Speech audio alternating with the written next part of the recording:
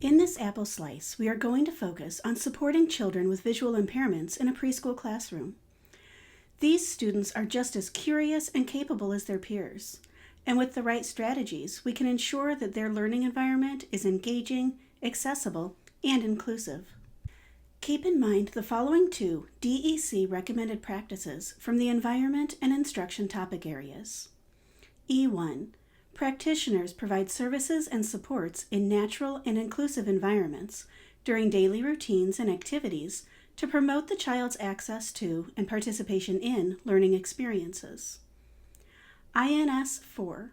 Practitioners plan for and provide the level of support, accommodations, and adaptations needed for the child to access, participate, and learn within and across activities and routines. First, it is important to recognize that visual impairments exist on a spectrum. Some children may have partial sight, while others may be completely blind. Each child's needs will differ, so individualized planning and collaboration with specialists and families is key. Let's begin by looking at the physical environment. Children with visual impairments rely heavily on their other senses to explore and learn, so here's what we can do. Keep classroom layouts consistent. Children with visual impairments often use memory and spatial awareness to navigate. Frequent rearrangement of the classroom shelves and materials can disrupt their orientation and confidence. Maintaining consistent room setup helps them move independently and feel secure in their environment. Use tactile markers to define areas.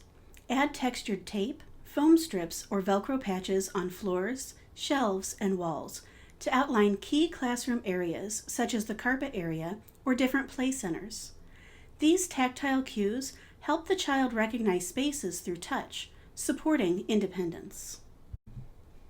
Ensure clear walking paths and remove obstacles. Keep walkways wide, clutter-free, and predictable. Avoid placing chairs or materials unexpectedly in circulation paths. Clear floor space minimizes trip hazards and supports safe movement. Label objects in areas with braille or large print. Use dual format labels, large print with high contrast and braille, on storage bins, cubbies, doors, and classroom tools. This not only supports literacy, but empowers the child to locate materials independently. Use high contrast colors to enhance visibility. Contrast, for example, black on yellow, makes it easier for children with low vision to distinguish between objects. Paint edges of stairs, door frames, or table corners in bright, contrasting colors for visibility. When it comes to learning activities, make sure to describe everything clearly and in detail. Offer vivid verbal descriptions of visual materials. For instance, instead of just saying, "Look at this picture," say, "This picture shows a dog jumping over a red ball on green grass." This helps build mental imagery and context. Use hands-on activities to engage multiple senses. Encourage the use of tactile and auditory experiences, such as texture-based art projects, sand and water play, musical games, and role play with real objects. This allows children to learn by feeling, hearing, and doing. Introduce tactile and braille learning materials early. Use tactile storybooks, raised line drawings, and introductory braille resources. Familiarizing children early with these tools builds foundational literacy and confidence. Incorporate assistive technology. Use audiobooks, screen readers, and voice-controlled tablets or computers. Devices with braille displays or magnification tools can greatly enhance access to educational content for both reading and writing. Social inclusion is just as vital as setting up the environment and planning learning activities. Children with visual impairments can sometimes feel isolated if they miss nonverbal cues or body language. To support them, teach and model inclusive behavior. Guide all children to understand and respect differences. Use books, songs, and stories that feature characters with disabilities to foster acceptance and normalize diversity from an early age. Design play and activities with accessibility in mind.